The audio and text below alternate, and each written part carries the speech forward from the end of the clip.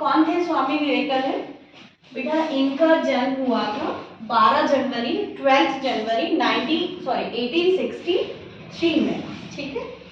अब इनके जो बचपन के नेम थे वीरेंद्र, है ना, इनकी जो मदर थी इनको बिली कहती थी, और फिर इनका नरेंद्रनाथ दत्त नाम पड़ा और आगे जाके ये ही स्वामी विवेकानंद कहलाए थे। इनकी कुछ खास बातें, 39 ईयर्स ही वो जिए थे, ठीक है। 4 जुलाई 1902 में इनकी डेथ पे हुई थी और ये मरने वाले हैं, ये भविष्यवाणी इन्होंने 5 ईयर्स बिफोर कर दी थी। 5 ईयर्स बिफोर यानी कौन सा ईयर हो गया?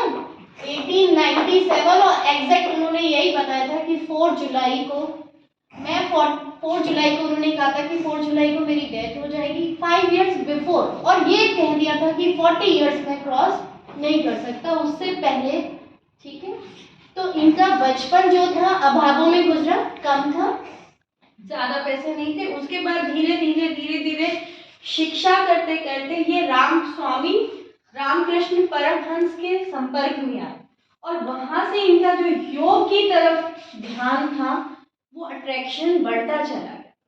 तो रामकृष्ण जो थे, स्वामी रामकृष्ण, उन्होंने रामकृष्ण परमहंस की भी, रामकृष्ण मिशन की भी स्थापना की थी। ये जब अमेरिका में भारत के राजदूत बनकर गए तो वहां पे इनके कुछ जो रोचक किस्से हैं वो मैं आपको बताती हूँ। बाद में इनकी जो कही गई बातें हैं उस पर हम डिस्कशन करेंगे। तो ये अमेरिका के शिकागो सम्मेलन में जब गए थे 1893 में, तो वहां पे भगवा वस्त्र पहन के गए थे, ठीक है। भगवा वस्त्र जो हमारे यहाँ पे आज भी पुजारी पहनते हैं, ऑरेंज कलर के ड्रेस। तो जब आप अमेरिका में गए हो तो ट्रेंड क्या था उस टाइम, हमारे भारत से जो भी जाता था तो वेस्टर्न ड्रेसेस ही पहन के जाते थे। लेकिन जब ये गए तो इन्होंने अपनी जो भारतीय परंपरागत वेशभूषा थी वो ही इन्होंने पहनी, वस्त्र इन्होंने पहने। तो कुछ लोगों ने इनका मजाक भी बनाने की सोची। तो इनकी वर्डिंग्स क्या थी कि मैं आपकी मातृभूमि का सम्मान कर रहा हूँ, आप मेरी मातृभूमि का सम्मान करें।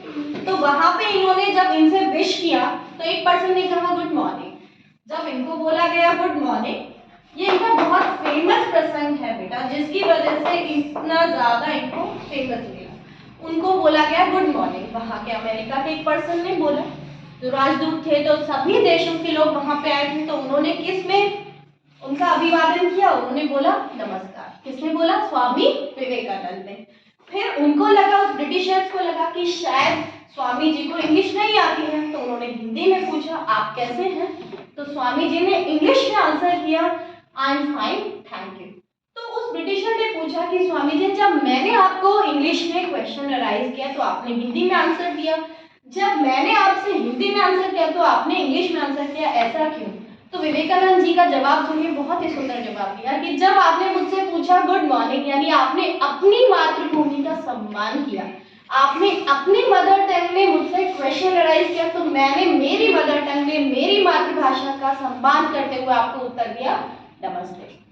जब आपने मुझसे हिंदी में पूछा आप कैसे हैं, यानी आपने मेरे देश का सम्मान किया, तो मैंने आपके देश का सम्मान करते हुए I said I am fine thank you so much, ठीक है। तो ये थी देशभक्ति की भावनाओं के अंदर कि उस समय में जब हमारा देश आजाद भी नहीं हुआ था तब भी वो भारत को रिप्रेजेंट करके आए थे, और वहां पे उनको शून्य बना दिया वोट पे कि आप बताओ इनके बारे में बोलो, और वो शून्य में भी 30 मिनट्स बोलते रहते, ठीक है।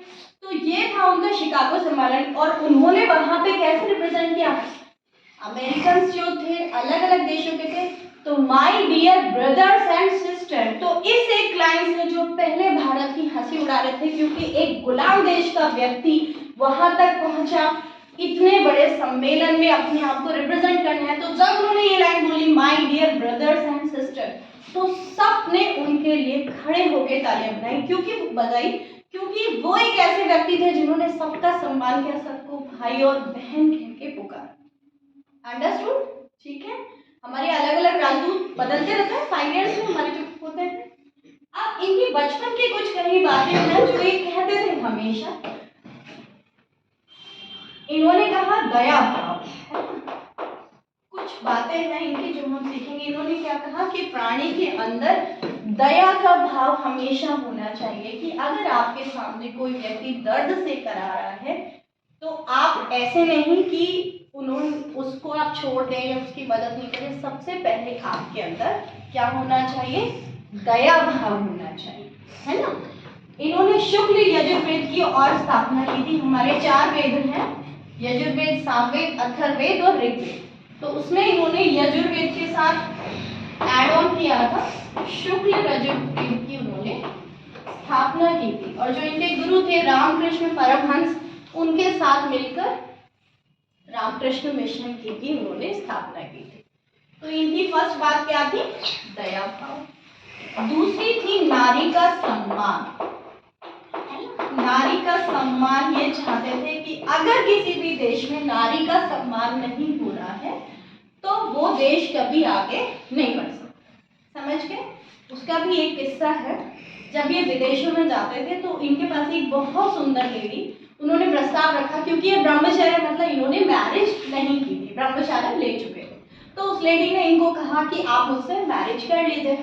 तो विवेकानंद जी ने हाथ जोड़ के क्या आंसर किया कि सॉरी, मैं तो ब्रह्मचर्य व्रत का पालन करता हूँ और ब्रह्मचर्य ले चुका हूँ। आप मुझे अपना बेटा बना लीजिए, आप मुझे अपना पुत्र बना लीजिए, आपका सम्मान तो मैं कर ही रहा हूँ। तो वो चाहते तो एक अलग वे में भी आंसर कर सकते थे ना, या उनको डांट सकते थे उन महिला को, लेकिन विवेकानंद जी ने नहीं किया। बड़े ही पोलाइट भाव से किया कि आप मुझे अपना बेटा बना लीजिए अगर आप मुझे इतना ही पसंद करते हैं। तो उस लेडी का आंसर क्या था कि आप जैसे बच्चे को पाना, आप जैसे बेटे को पाना तो मेरे लिए बड़ी सौभाग्य की बात है।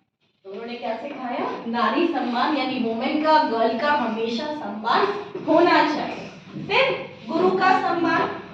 जो व्यक्ति अपने गुरु का सम्मान नहीं करते, क्योंकि जब रामकृष्ण, स्वामी रामकृष्ण परमहंस के अंतिम समय में विवेकानंद जी ही थे जो उनकी सारी चीज, उनका सारा सेवा करते थे। इवन जो वो मुंह से स्प्लिट करते थे अंतिम समय में, वो भी विवेकानंद जी साफ करते थे और गुरु की हर बात का पालन करते थे।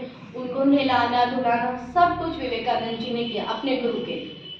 तो गुरु का सम्मान और गुरु की सेवा बहुत बहुत जरूरी है। गुरु वो नहीं होता जो आजकल टीवी पे दिखाया जाता है कि हाँ भाषण दे रहे हैं, चाहे वो उस चीज का फॉलो ना करें। गुरु वो नहीं होता जो एसी गाड़ी में बैठ के या एसी रूम्स में बैठ के और आपको उपदेश दे रहा है और आप टीवी पे लाइव सुन रहे हो, वो नहीं होता। गुरु वो है जो उस चीज का पालन स्वयं भी करता है। आपको उपदेश दे दिया वो नहीं, गुरु वो है जो उस चीज को फॉलो करता है। ठीक है, एक छोटा सा किस्सा है। एक बार एक गुरुजी थे, उनके पास एक व्यक्ति गया और उन्होंने कहा मेरा ये बच्चा गुड़ बहुत खाता है, जैगरी जिसको आप बोलते हो। तो स्वामी जी ने कहा, उन गुरु ने कहा कि ठीक है, आपके बेटे को मेरे पास 7 दिन बाद ले आइएगा। 7 दिन बाद वो व्यक्ति अपने बच्चे को लेके फिर पहुंचा। तो गुरु ने क्या बोला, बेटा गुड़ डेली नहीं खाना चाहिए, खाते हो तो थोड़ा खाना चाहिए और उसके बाद आपको मुंह साफ करना चाहिए, वरना आपके मुंह में कीड़े लग जाएंगे। तो गुरु कहता है, गुरु को उन्होंने, बच्चे के फादर ने आंसर दिया कि स्वामी जी ये बात तो आप 7 दिन पहले मेरे बच्चे को सिखा सकते थे ना। गुरु ने क्या आंसर दिया कि 7 दिन पहले मैं भी इतना ही गुड़ खाता था, अब 7 दिन में पहले मैंने गुड़ छोड़ा है, मैंने जैगरी छोड़ा है, उसके बाद आपके बच्चे को बोल पा रहा हूँ। तो किसी भी बात का इन्फ्लुएंस कब होता है, जब उस चीज को आप अपने अंदर अडॉप्ट कर लेते हो। अगर आपके अंदर ही वो एबिलिटी नहीं है, आप खुद उसको अडॉप्ट नहीं कर पा रहे, तो आप किसी को नहीं सिखा सकते। आपकी उस बात का इन्फ्लुएंस ही नहीं होगा, कोई सुनेगा तो लेकिन मानेगा नहीं। तो गुरु वो है जो उस चीज को खुद भी मान रहा है और आपको भी सिखा रहा है। तो ऐसे रामकृष्ण परमहंस को ये गुरु मानते थे और वो रियल में गुरु, ठीक है, बहुत कम चीजों में गुजारा करते थे और सिंपल लाइफ जीते थे। ठीक है, इन्होंने क्या सिखाया, एक फेमस स्लोगन है स्वामी विवेकानंद जी का, जिसपे हमारी दुनिया ही टिकी हुई। अगर उसको आपने नहीं माना तो आप लाइफ में कुछ कर नहीं सकते, है? देखो, उठो, ये इनका क्या है, 4 पॉइंट है। उठो, जागो और तब तक मत रुको जब तक आपको आपके लक्ष्य की प्राप्ति ना हो जाए। तो उठो, जागो और लक्ष्य को प्राप्त करो, है ना। लक्ष्य, हमारी क्लास में भी एक लक्ष्य है। तो आपका लक्ष्य क्या है, आपका एम क्या है? जैसे आप सबका होगा कि अपनी क्लास में फर्स्ट आना, या किसी को डॉक्टर बनना है, किसी को इंजीनियर बनना। तो उठो, सबसे पहले उठो का मतलब मैं ये नहीं कह रही कि आपको सोना ही नहीं है, लेकिन निद्रा का एक टाइम होना चाहिए, स्लीपिंग टाइम भी आपका फिक्स होना चाहिए। इतने बजे आप सोते हैं, इतने बजे उठते हैं, लिमिटेड टाइम, ठीक है। आपके पास इतनी ज्यादा पावर्स हैं कि आप 6 घंटे भी सोते हैं पूरे दिन में, तब भी आपका काम चल जाएगा। आपका दिमाग इतना मजबूत है कि 15 मिनट्स भी आपने अच्छी नींद ले ली बिना कोई डिस्टर्बेंस के, तो भी आप 24 आवर काम कर सकते हैं। इतना पावरफुल है आपके पास ब्रेन। तो उठो, यानी हमेशा सोते नहीं रहना, जागो। अब अंदर से जागना है, नींद से तो जागे, अंदर से जागना, अपना लक्ष्य पहले निर्धारित करो और तब तक मत रुको जब तक उस गोल को आप अचीव नहीं कर लेते, आप उसे प्राप्त नहीं कर लेते। ये इनका मेन था, ठीक है, स्वामी जी ने। अब स्वामी जी की जो इतनी सारी बातें थी, उनके बाद 1985 में हमने ये युवा दिवस जो आज हम मना रहे हैं, संयुक्त राष्ट्र यूएनओ ने डिक्लेयर किया था राष्ट्रीय युवा दिवस इनके बर्थडे पे, क्योंकि ये युवा थे, है ना। तो 12 जनवरी को किसने घोषित किया राष्ट्रीय अंतर्राष्ट्रीय युवा दिवस? किसने घोषित किया? यूएनओ ने, संयुक्त राष्ट्र संघ ने। और आज भी रविन्द्रनाथ टैगोर ने क्या कहा था? रविन्द्रनाथ टैगोर, जिन्होंने आपका राष्ट्रगान लिखा है, जनगण में लिखा, उन्होंने क्या कहा था कि अगर आप भारत को पढ़ना चाहते हैं, भारत को समझना चाहते हैं, तो विवेकानंद को पढ़िए, उनके बारे में सीखिए, आप भारत के बारे में अपना आप सीख जाओगे। इतनी बड़ी इनकी वैल्यू है। और वो कितने ईयर्स जिए? तो ओनली 39 ईयर्स। और इतनी वैल्यू है इनकी कि रविन्द्रनाथ टैगोर जैसे व्यक्ति कहते हैं कि अगर भारत को पढ़ना है, भारत को समझना है, तो स्वामी विवेकानंद को समझ जाए। इतने अच्छे है ना। तो उसके बाद इनकी डेथ कब हुई? 4 जुलाई 1902 में बेंगलुरु में जमुना किनारे, और वहीं पे इनका अंतिम संस्कार किया गया था, जहाँ पे इनके गुरु का किया गया था, है ना। तो योग में इतना, अब इनके अंतिम दिन वाला देखिए, अंतिम दिन भी जब इन्हें पता तो था कि आज मैं जाने वाला हूँ, तो उस दिन भी क्या किया? सुबह वही नित्य क्रिया की, अपना जो डेली का काम था वही किया, और संन्यास में फिर ये योग में इतने ज्यादा लीन हो गए, तो कि योग के द्वारा अपनी इंद्रियों की शक्ति जगा ली थी। 25 इयर्स में तो भारत की यात्रा पैदल कर ली थी, पैदल कर ली थी। इतना ज्यादा योग से तक, कभी बीमार नहीं हुए, कभी हॉस्पिटल नहीं गए। 25 इयर्स में पूरे भारत की यात्रा पैदल इन्होंने कर ली थी, पैदल। और दूसरे कौन है उनके जैसे? नरेंद्र मोदी, जिन्होंने भारत का हर जिला देखा, हर डिस्ट्रिक्ट देखा। विवेकानंद के बाद दूसरे ऐसे नेता सिर्फ नरेंद्र मोदी जी हैं, जिन्होंने पूरा भारत देखा। पर मोदी जी के पास फैसिलिटीज हैं, और स्वामी विवेकानंद ने पैदल यात्रा करी थी 25 इयर्स में। तो योग की इतनी ज्यादा शक्ति थी। उस दिन भी सुबह आपने नित्य क्रिया की, वही डेली भजन जो ये किया करते थे वही किया, और शाम को 7 बजे अपने शिष्यों को बोला कि मैं थोड़ी देर सोना चाहता, तो लेट गए, समाधि ले ली, स्वेच्छा से मृत्यु चूज की थी, और उन्होंने शाम 7 बजे समाधि ले ली। रात 9:30 बजे इन्होंने अंतिम श्वास ली। रात को 2:30 बजे इनको हॉस्पिटल ले जाया गया, कि शायद सब लोगों को लगा कि ये शायद ऐसा हुआ है कि अभी भी समाधि में ही है, क्योंकि वो लंबी समाधि करते थे, कई कई घंटे, है ना। फिर अंतिम उन्होंने संन्यास ले लिया। 2:30 बजे जब हॉस्पिटल ले जाया गया, तो डॉक्टर्स ने उनको बताया कि 9:30 बजे इनकी हार्ट अटैक से डेथ हो चुकी है। अब आज हमारी लैंग्वेज में वो हार्ट अटैक है, लेकिन उनकी आध्यात्म की लैंग्वेज में आप जाते हैं तो उन्होंने क्या किया? स्वेच्छा से संन्यास लिया, स्वेच्छा से अपनी मृत्यु चूज की। तो ऐसे थे विवेकानंद। भारत को, पूरे भारत को, हमारे भारत का नाम उस दिन भी, जो उस युग में भी भारत का नाम अमेरिका तक पहुंचाने वाले कौन थे? स्वामी विवेकानंद। निस्वार्थ, कोई पद नहीं था इनके पास, बाद में इनको राजदूत बनाया गया, लेकिन भारत की जो चीजें हैं, अलग अलग बुक्स पढ़ना भारत की। और एक लाइन और ये हमेशा बोलते थे कि हम हिंदी तो पढ़ रहे हैं, हिंदी हमारी मातृभाषा है, इंग्लिश भी सीखिए, लेकिन जो हमारी विदेशी भाषा सीखिए, लेकिन जब तक आपकी अपनी जड़ें अपनी मातृभाषा पे मजबूत नहीं है, तो आप विदेशी भाषा मत सीखिए।